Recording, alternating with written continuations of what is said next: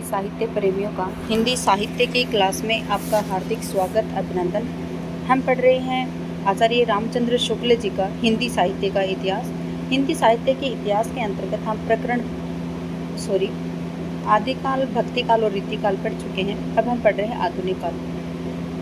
आधुनिक काल में जो गद्य खंड है वो हम पढ़ चुके हैं और गद्य खंड को 5 प्रकरणों के माध्यम से बांटा है आचार्य रामचंद्र शुक्ल जी ने। प्रकरण 1 में जो ब्रज भाषा का जो गद्य है उसके बारे में है, खड़ी बोली गद्य उनके बारे में, फिर गद्य का आविर्भाव किस प्रकार से हुआ ये दूसरे में है, और तीसरा, चौथा, 5वां जो प्रकरण है उनमें प्रथम उत्थान, द्वितीय उत्थान और तृतीय उत्थान के नाम से जाना जाता है और उन्हीं के बारे में बताया है। वो हमने पढ़ा है गद्य खंड के बारे में। आज हम पढ़ रहे हैं काव्य के बारे में। काव्य के बारे में हम देखिए, आधुनिक काल है ये और इसमें प्रकरण 2 है और प्रकरण 1 में काव्य खंड है, जबकि आधुनिक काल के प्रकरण 1 का जो गद्य खंड था वो हम पढ़ चुके हैं। अब हम पढ़ रहे हैं काव्य खंड और पुरानी धारा किस प्रकार से हुई थी, कुछ हम पढ़ चुके हैं इसमें। आज हम पढ़ेंगे ठाकुर जगमोहन के सवैये भी बहुत सरस होते थे। देखिए, इससे पहले हम पढ़ चुके थे जो चौधरी साहब जी हैं, चौधरी कौन, जो बद्रीनारायण चौधरी प्रेमगंज जी हैं, उनको एक मिली थी चर्चा चलिबे की चलाइए ना, इस प्रकार से इन्हें समस्या पूर्ति मिली थी और उसके बाद में इन्होंने ये समस्या पूर्ति की थी। ये आप इसको पढ़ सकते हैं, बाकी मैंने पिछली क्लास में आपको पढ़ा दी थी। फिर क्या है कि चौधरी साहब के जो सर्वसाधारण प्रचलित जो कजली हैं और होली के आदि के गीत हैं, उन्होंने कजली कादम्बरी नाम से बनाई थी, जिसमें कजलियों का संग्रह सम्मिलित है। अगला है जो ठाकुर जगमोहन सिंह हैं, उनके बारे में। ठाकुर जगमोहन के सवैये भी बहुत सरस होते हैं। जो इसका जो पुरानी धारा है, इसमें जो काव्य खंड के अंतर्गत पढ़ेंगे वो ज़्यादातर हम किस में पढ़ेंगे, भारतेंदु हरिश्चंद्र जी के बारे में पढ़ेंगे। भारतेंदु हरिश्चंद्र जी के जो मंडल के कवि हैं उनके बारे में आता है इसमें। उनके श्रृंगारी कविता सवैयों का संग्रह कई पुस्तकों में है। ठाकुर साहब ने कविता सवैयों में मेघदूत का भी बहुत सरस अनुवाद किया है। ठाकुर जो जगमोहन साहब हैं, इन्होंने मेघदूत का भी सरस अनुवाद किया है। इनकी श्रृंगारी कविताएं हैं श्यामा, जो इनकी श्रृंगारी कविता है वो श्यामा से ही संबंध रखती है। प्रेम संपत्ति लता जो संवत 1885 की है, श्यामा लता और श्यामा सरोजनी संवत 1886 की है। देखिए, जो इनकी जो प्रेम संपत्ति लता है जो संवत 1884 की है, वो श्यामा लता और श्यामा सरोजनी संवत 1886 में संग्रहित है। प्रेम संपत्ति लता का एक सवैया दिया गया है। देखिए, जो संपत्ति लता है उसका एक सवैया है। अब यो उर्ख आवत है सजनी, मिली जाऊं गरे लगी के छतियाँ, मन की कारी भांति अनेकन, ओ मिली कीजिए दी रस की बतियाँ। हम हारी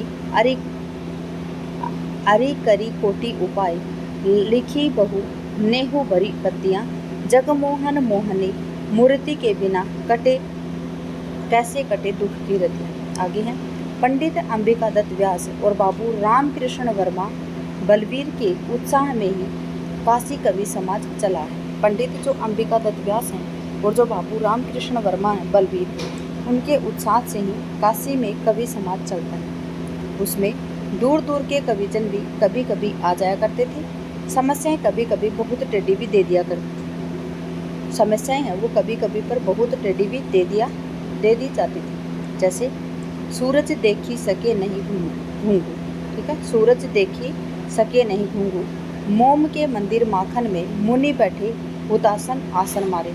उक्त दोनों समस्याओं की पूर्ति व्यास ने बड़े विलक्षण ढंग से की थी। उक्त समाज की ओर से ही शायद समस्या पूर्ति प्रकाश निकाला गया था, जिसमें समस्या पूर्ति प्रकाश किसमें निकाला गया था, जो उक्त समाज की ओर से ही शायद, कौन से उक्त समाज की ओर से, जो दोनों समस्याओं की पूर्ति के लिए व्यास जी ने बड़े विलक्षण ढंग से की थी, ठीक है। उक्त समाज की ओर से शायद समस्या पूर्ति प्रकाश निकला था, जिसमें व्यास जी और बलवीर जी, जिसे रामकृष्ण वर्मा की बहुत सी पूर्तियां हैं। व्यास जी का बिहारी के सब दोहों पर कुंडलियां बहुत बड़ा ग्रंथ है, जिसमें उन्होंने बिहारी के दोहों के भाव बड़ी मार्मिकता से बलवित किए हैं। डुमराव निवासी पंडित नक्शेदी तिवारी अजान भी इस रसिक मंडली के ही बड़े उत्साही कार्यकर्ता रहे हैं। वे बड़ी सुंदर कविता करते थे और पढ़ने का ढंग तो उनका बड़ा ही अनूठा था। उन्होंने मनोमंजरी आदि कई अच्छे संग्रह भी निकाले।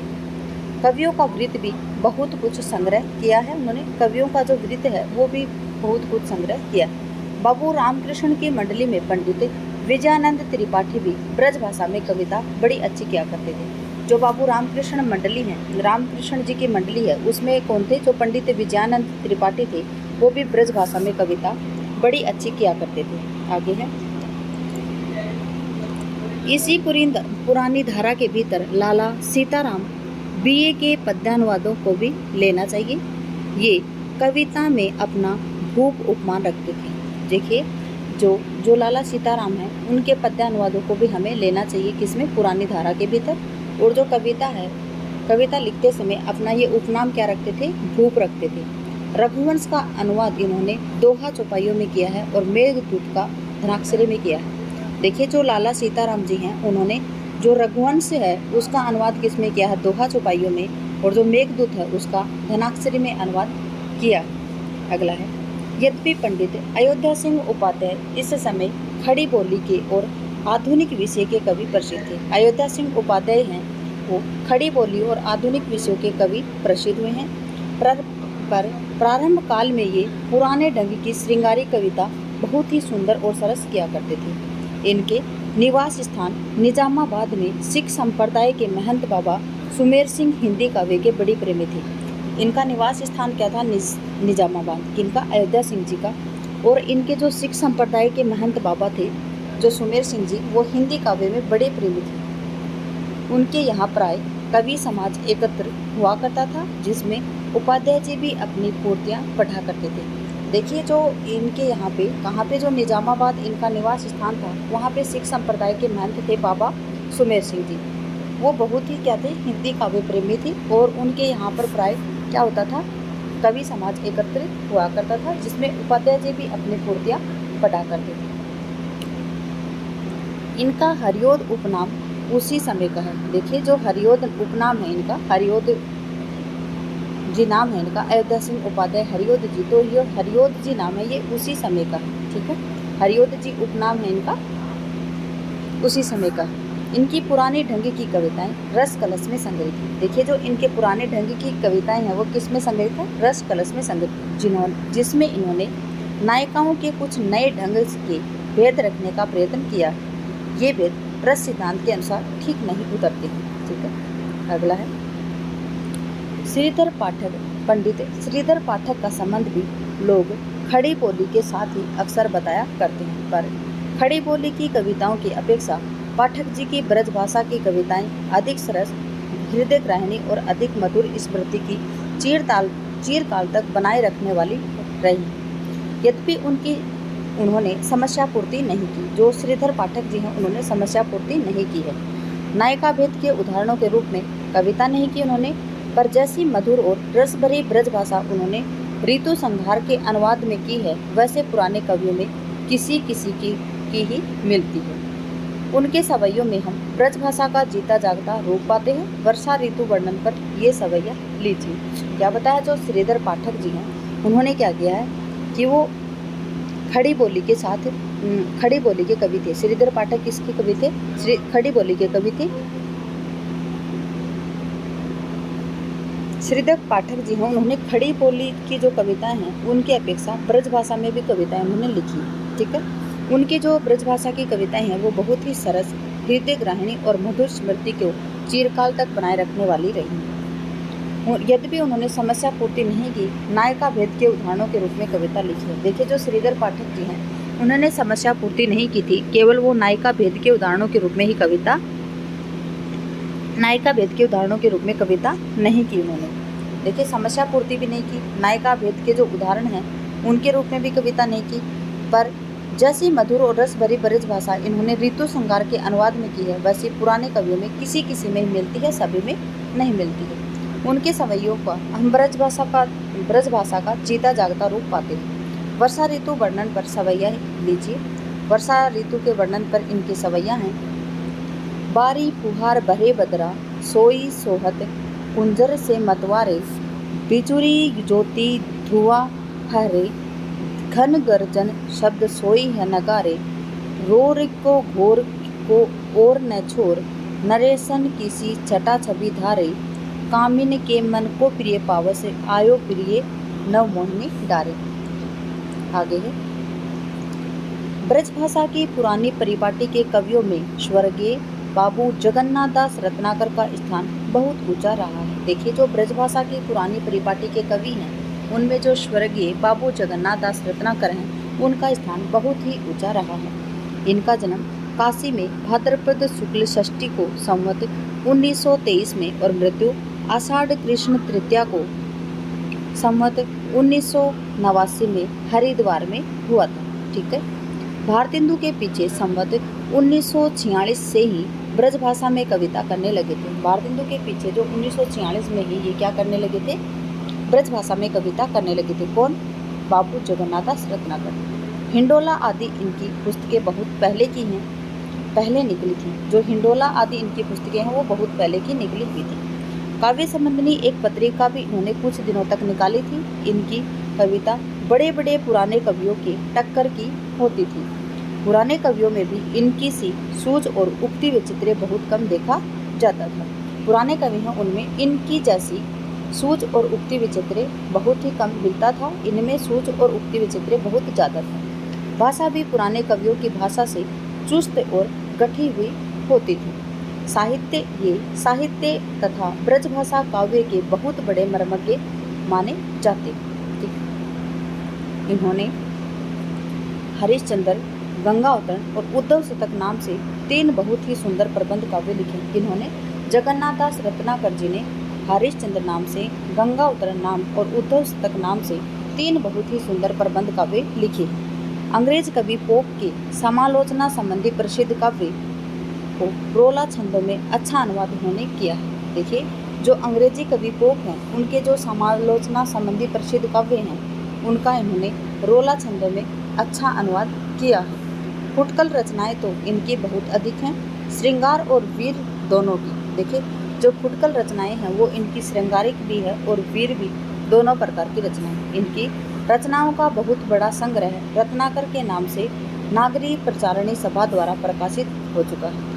इनकी रचनाओं का बहुत बड़ा संग्रह है वो रत्नाकर के नाम से नागरी प्रचारणी सभा द्वारा प्रकाशित हो चुका है। गंगा अवतरण में गंगा के आकाश से उतरने और शिव के उन्हें संभालने के लिए सन्नद्ध होने का वर्णन बहुत ही ओजपूर्ण है। उद्धव शतक की मार्मिकता और रचना कौशल भी अद्वितीय है और उनके 2 कविता नीचे दिए गए। रत्नाकर जी के कवित हैं ये। काहने दूत केंदो ब्रह्मा दूत, पधारे आप धारे प्रण फेरन को, मति ब्रज बारी की, कहे रत्नाकर पे प्रीति रीति, जानत ना ठानत अनिति आनी नीति, ले अनारी की, मान्यो हम कहने ब्रह्मा एक ही, कहो जो तुम तो हूँ हमें भावती न भावन अन्यारी की। अगला है, देखिए, जेहे बनी बिगड़ी न बरी बारी दीता भारिदी की, बूंदता बिलेते बूंद विवश बेचारी की, धरी राखो ज्ञान गुण गौरव गुमान गोई, गोपिन को आवत न भावत भड़ंग है, कहे रत्नाकर करत टोय टोय वृथा, सुनत न को यहाँ के मुँह चंग है, और हूँ उपाय केते सहज सुढंग उधो, सांसे रोकिबे को कहाँ जोगी उढंग है, कुटिल कटारी है अटारी है उतंग अति, जमुना तरंग है तिहारो सत संग है। कानपुर के राय देवी प्रसाद पूर्ण की कविता भी ब्रज भाषा के पुराने कवियों का स्मरण दिलाने वाली है। जो कानपुर के जो राय देवी प्रसाद पूर्ण जी हैं उनकी कविता भी ब्रज भाषा में पुराने कवियों का स्मरण दिलाने वाली रही है। जब तक ये कानपुर में रहे तब तक कविता की चर्चा ही बड़ी धूम रही थी। वहाँ के रसिक समाज में पुरानी परिपाटी के कवियों की बड़ी चहल पहल रहा करती थी।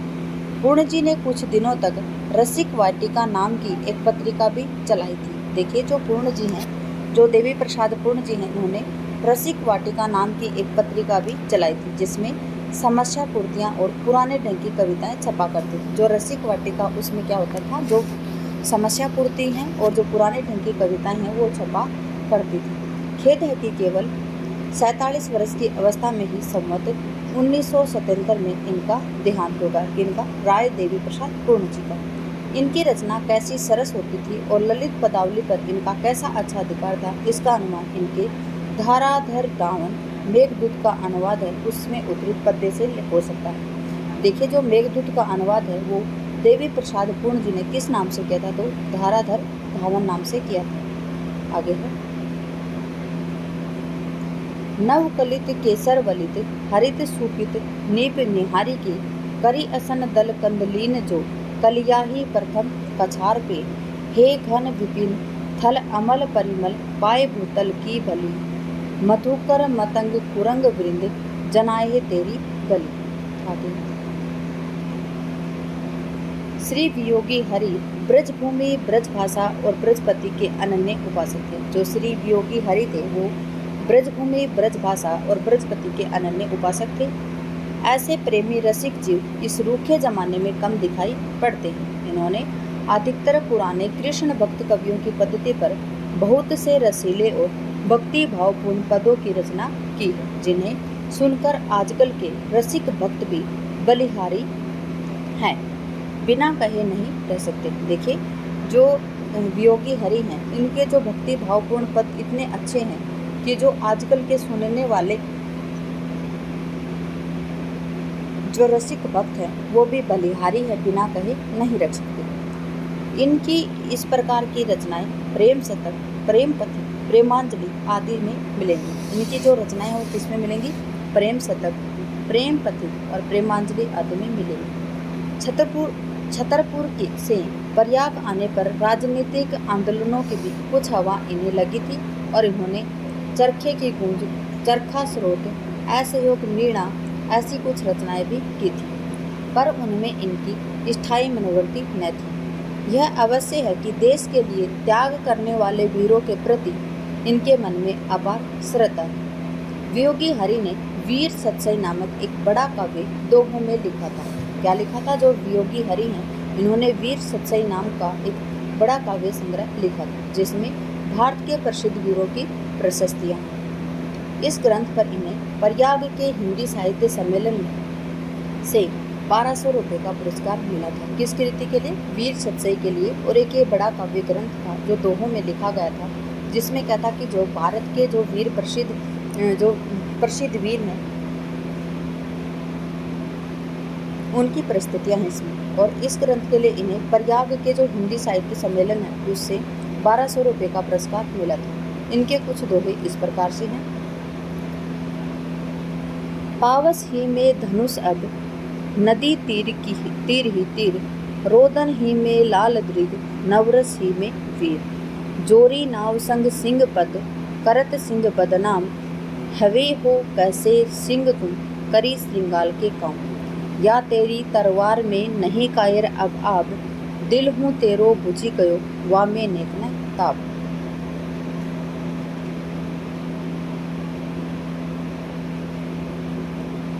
कविवर बिहारी लाल की परंपरा के वर्तमान प्रतिनिधि श्री दुलारे लाल जी भार्गव के दोहों की बारीकी साहित्य क्षेत्र में अपना कमाल खड़ी बोली में के इस जमाने में दिखाती रहती है। किसकी?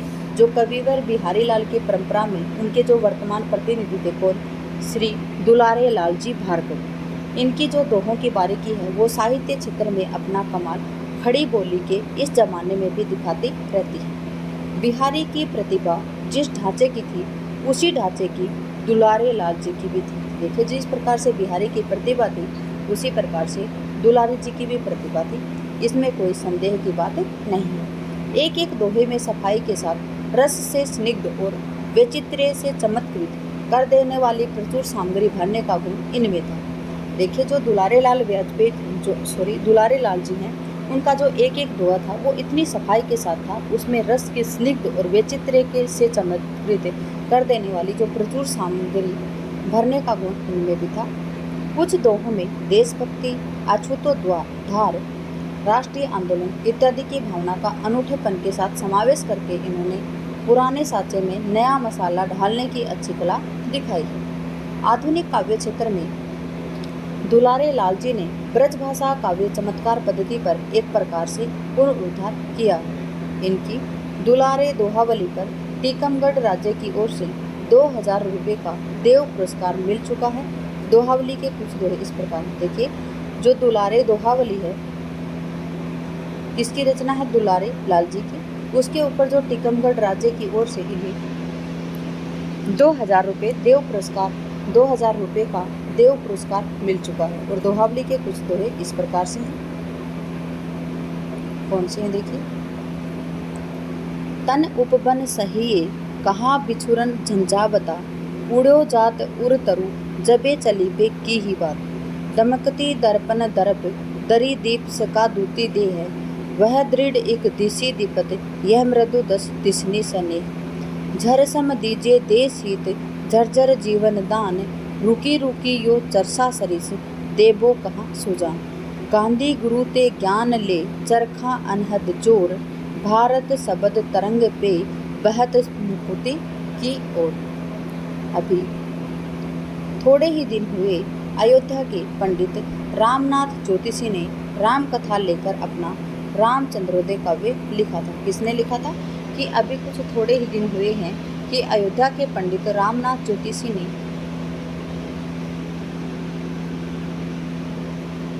जो अयोध्या के पंडित रामनाथ ज्योतिषी थे उन्होंने राम कथा को आधार लिया और रामचंद्रोदय काव्य लिखा, जिस पर इन्हें 2000 रुपये का देव पुरस्कार भी मिला। इनको रामनाथ ज्योतिषी को। आधुनिक विषयों को लेकर कविता करने वाले कई कवि जैसे स्वर्गीय नाथूराम शंकर शर्मा, लाला भगवान दिन पुराने परिपाटी की बड़ी सुंदर कविता करते थे। कौन करते थे? स्वर्गीय जो नाथूराम शंकर हैं वो लाला भगवान दिन हैं, वो दोनों पुराने परिपाटी की बड़ी सुंदर कविता किया करते थे। पंडित गया प्रसाद शुक्ल स्नेही के प्रभाव से कानपुर में ब्रजभाषा काव्य के मधुर स्रोत अभी बराबर वैसे ही चल रहे हैं। किसके सहयोग से? जो पंडित गया प्रसाद शुक्ल स्नेही हैं उनके प्रभाव से कानपुर में ब्रजभाषा काव्य के मधुर स्रोत अभी भी बराबर वैसे ही चल रहे हैं जैसे पूर्ण जी के समय में चलते थे। नई पुरानी दोनों परिपाटियों के कवियों को कानपुर अच्छा केंद्र था। देखिए जो नई और पुरानी दोनों परिपाटियां हैं उन कवियों का जो केंद्र था वो क्या था? कानपुर था। ब्रजभाषा काव्य परंपरा किस प्रकार जीती जागती चल रही थी हमारे वर्तमान कवि सम्मेलनों में देखा जा सकता है। ठीक है, प्रकरण 1 हमारा कंप्लीट हो चुका है। आगे हम पढ़ेंगे प्रकरण 2। आधुनिक काल के अंतर्गत पढ़ेंगे हम प्रकरण 2। आधुनिक काल से पूर्व जो गद्य की किस प्रकार से पृष्ठभूमि थी वो हम पहले ही प्रकरण 5 में कंप्लीट कर चुके हैं। ठीक है,